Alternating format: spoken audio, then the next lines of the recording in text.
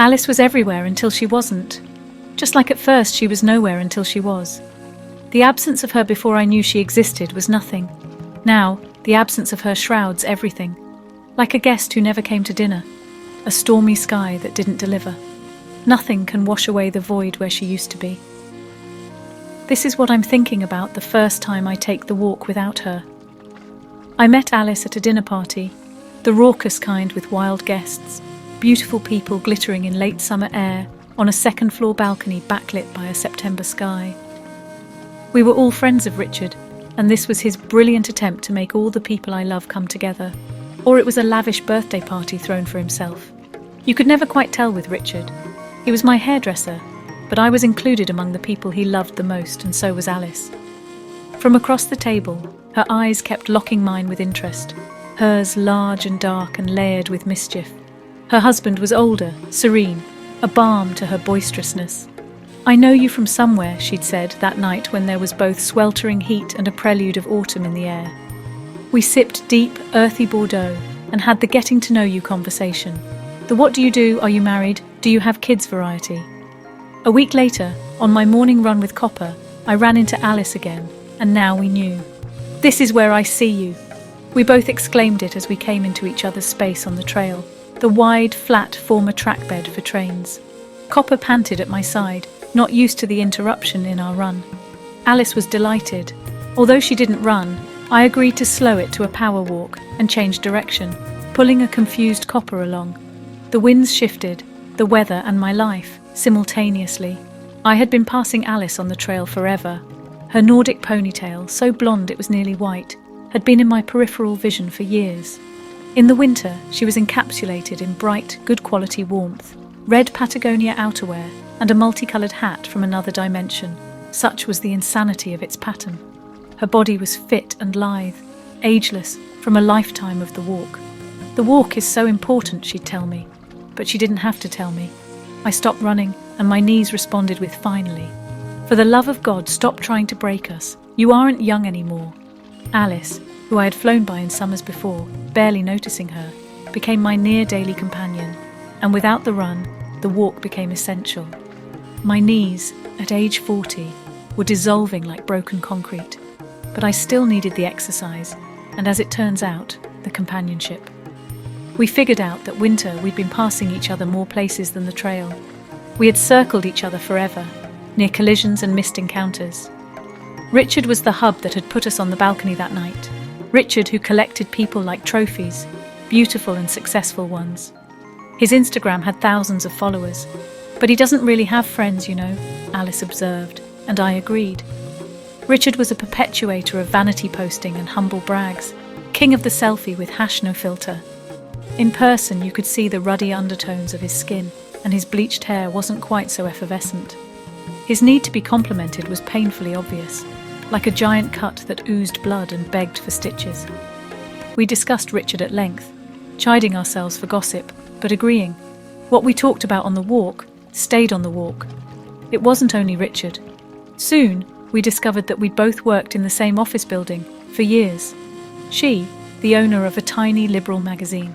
She had sat on comfy couches in jeans and sweaters drinking herbal tea and brainstorming how to get her writers to be better on the 4th floor.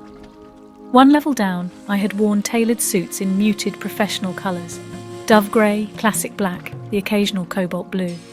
My hair was perfectly coiffed, thanks to Richard, and I wore red lipstick and heels and traded stocks for rich people while advising them how to invest their life. We must have seen each other a million times. I racked my memory, trying to find one in which Alice and I ride in the elevator together. I would have everything tightly in my leather bag, some feminized version of a briefcase clasped with both hands in front of me, mentally running through the daily to-do list that forever plagued me. Alice would have been in leggings, a messenger bag slung over her body, and a cardboard container with coffees for all her employees. No memory came, but we could not get over how wild the universe was. We had shared that space for just under 7 years, before Alice sold the magazine and retired, and before I quit my job when I was faced with dragons to slay in the form of a mental breakdown. But it wasn't just work and Richard. We soon realised that we had both been at the wedding of Cassidy and Brian, who had also attended Richard's party. Brian was a colleague of mine. I had known him for years. Cassidy was Alice's neighbour before she married Brian. Both of us had frequently double-dated with them. Alice and the Zen husband, who was placid like a golden retriever on tranquilizers. Me and David, before he died. We were a good year into the walk before I talked about David. Before I told Alice the story of how we were together forever, pushing off marriage because we were focused on our careers. Someday, we'd said, passing like strangers in the night, as I left for work and he stumbled home from his life as an ER doctor. On the walk, one day, I break down so violently we have to stop. It's been 2 years since David died. It's been 1 year since I walked away from my job in an attempt to salvage myself. It's been just under 1 year since I stopped running and started walking with Alice. She doesn't say anything, and even Copper lies down on the path. He's a Vizsla, and he's already pissed about not running anymore. But he's the only one who has ever been born witness to this level of rawness. Alice doesn't say a word, and for this, I fall in love with her. I have put up a wall between myself and every other well-meaning person in my life who has tried to compartmentalize my feelings, to attach names like grief or anger to the gaping hole in my life, as if the space where David lived could be defined, as if they could quantify what it meant to lose him. After that day, Alice asks me only once about David, and it's only his name. I tell her, and her eyes grow wide, and she stops the walk to tell me that she was married before the Zen husband, for a long time, and that one day he had a heart attack, as workaholic men do, and the ER doctor who tried to save him was named Dr. David Cross. Was it him? She asks me, tears glistening like a lighthouse beacon, flavoured with something far away. I nod, rapt with hunger to hear of the moment when Alice met David. She tells me how it went down, how very young the doctor seemed, how he also cried, blinked back tears, as he sat in the room with her, the one where they took people to tell them that their loved one didn't make it. David often came home with the broken heart of a man trying to meld science and God. So often he laid his head on me, told me a story, a mother falling to her knees, a husband, a wife. I tried to extract the memory. So sure was I that he must have cried into my hair one dark morning about Alice, must have told me about the beautiful blonde woman with the supple body that had fully expected her husband to make it. My God, it's like we were supposed to meet. Alice recovers from the brief trip back in time, to a place where darkness kept her isolated until the Zen husband materialized. It was like Dorothy arriving in Kansas when he did. It wasn't home, not exactly, but everything was beautiful and colourful and magical again. Most of the walks were not so deep. Alice was older than me, a young septuagenarian. She was certain I'd fall in love again, so much so that she told me not to worry about it and to let her handle it. I laughed and indulged her, saying yes when she suggested we take the walk into her neighbourhood, because there's a very, very cute man who lives on the corner, and I've already told him I have a hot stockbroker friend. We did the walk in all the seasons. Winter was Alice's favourite, when the air was the cleanest and Copper shone like fire against the snow. Alice convinced me to let him loose, assuring me that once he was free, he would never leave. Her logic made no sense, and yet she was right. After nearly a decade of straining on his leash, Copper took a few laps and returns to us, contentedly sniffing along.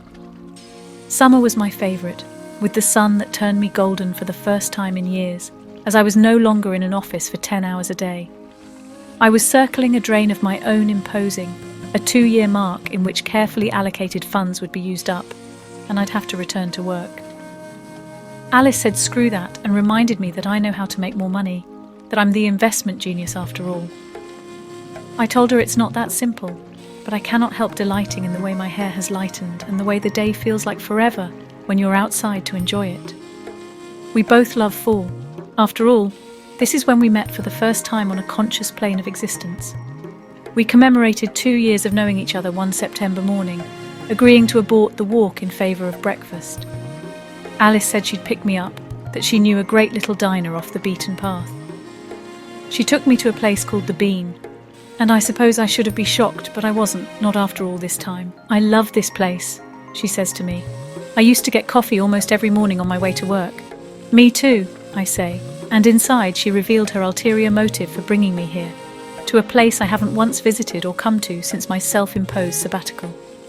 "Look," she whispered, as if we were detectives solving a crime. "No, don't be obvious. Look at the guy behind the counter." I eyed the barista and rolled my eyes. While I agreed that he was adorable, I reminded Alice that I'm 42 years old and the barista is a child, maybe 20 if that. Alice didn't care. Age is just a number. Look at the Zen husband. He's years older than me. It doesn't matter. I'm telling you, your soulmate is right around the corner. I can feel it. Before I could say that David was my soulmate, she waved her hand as if brushing a fly off my shoulder. She pushed my coffee across the table towards me. She held the moment with her eyes and her secret smile. "We have lots of soulmates, don't you think?" I gushed with gratitude inside, knowing what she wasn't saying. This friendship, this life we've led alongside one another without even knowing about it, has undoubtedly been orchestrated by some type of higher power. When spring comes, Alice insists that she's very close to figuring out who my new soulmate will be, and that she'll be the one to introduce us. I'm telling you, this is happening. I side-eye her, ash-coloured hair trailing in the spring breeze that's rousing all the pollen. The main reason Alice dislikes spring. She carries an inhaler and has tissues in her pocket, even though I suggest we skip on days when the pollen count is high. I've started to believe that she's correct and feel a bit excited for the future. I tack on another 6 months to my sabbatical. The walk has become a near daily staple. Alice has become the best friend I've ever had. Copper is settling into his geriatric hood with ease, like a fresh sheet billowing over a bed. The dark parts of my life have feathered away into just strands, and I have spent gobs of money on a therapist, but both he and I agree, the walk has been an even greater part of my healing. David can now exist in my mind with bittersweet nostalgia instead of shards of pain. One day in late April, Alice collapses on the walk. It's preposterous. Alice is healthy and we walk daily and she does yoga and Pilates and spin and takes an adult tap class. But there she is, lying on the packed dirt that is dry already from a spring where rain eludes us. Copper panics, and when he does, I know something is horribly wrong. I don't know what to do, I don't know CPR, and other than her asthma, I don't know what could be wrong. In the end, I dial 911, and the operator tries to guide me through resuscitation. My lips feel gummy against Alice's. My hands feel as though they are crossing some boundary as they push heavily on her chest. "Come on," I say to her, and in my head, I'm already narrating the story we will tell, of how she collapsed, and I saved her. We will tell our friends at dinner, and there will be some innocuous but easily fixable culprit. A heart valve that's repaired perfectly, a piece of chewing gum that became lodged in her airway. Nothing that will change anything at all. The story, it turns out, ends with Alice dying. I go in the ambulance with Alice, a vaguely familiar hiker at the head of the trail, offering to take Copper back home and deposit him into my fenced-in yard. Copper's eyes tell me it's okay, that he will be safe with this stranger. In the waiting room of the ER, I dial the Zen husband, but I only get his voicemail. I leave him a message, keeping it breezy because I'm still writing the fantasy in my head where she lives. But she doesn't. The doctor who comes out to tell me is astonishingly handsome. He looks like David if David had been allowed to age. I collapse into a primal howl. I seem to shake both of us, as if a widow and an ER doctor were new to death. Brain aneurysm, he tells me. When I leave, he assures me the Zen husband is on his way and not to worry, he will handle it. But it doesn't matter. Alice is gone. I Uber myself home, eternally grateful to find that Copper's babysitter has done what I've asked and deposited him in my backyard. I collapse on my couch, wanting David, wanting Alice. I have lived too much of my life without her, and now she dies? It's not fair. I will never walk without her, I vow. Days later, I break the vow, because of Copper, because I want to leave a note at the trailhead to thank the man who I trusted with Copper, and my address and my gate code, because Copper is a Wiesler, and he needs exercise. I'm achingly aware of the empty space beside me, like a bubble that has popped. I would give anything to see Alice round the bend ahead, her familiar gait, one of her crazy hats and her wild blonde hair. Up ahead, Copper runs free, but she doesn't. And when I get to the point where we usually turn around, I sit down and cry again. I can hear her, I swear I can, as if the wind rustling is really her, and my magical thinking is really true. After a while it calms down and everything is silent again. When I stand to turn back, the leashless Copper bolts ahead to inspect a person who's come around the bend. Again, for a half second, I dream that it's Alice. It's not Alice, but by some strange coincidence, it's the man who took Copper home for me. Incredulously, I show him the note I was going to post. I pump his hand in thanks, and when I touch him, I feel something pass between us, as if I've been here before. I can tell he feels it too. Copper pants beside us. "This might seem weird," the man says, "but do you want to walk with me?" "Okay," I say, and Copper takes off ahead of us. "Is your friend okay?" He asks this with genuine concern, with kindness, and the jolt of remembrance nearly knocks me off balance. I can hear Alice's words, "I'm going to find him for you, your next soulmate." I suddenly realise, without a doubt, that she's fulfilled her promise. I have no logical reason for believing this, and yet I do. She didn't make it. I breathe out, and I find myself telling the story of Alice and our parallel lives, and explaining the walk and how much I miss her, telling it all to this stranger. We start talking about our lives, and we don't stop for the entire walk. Up ahead, Copper runs free.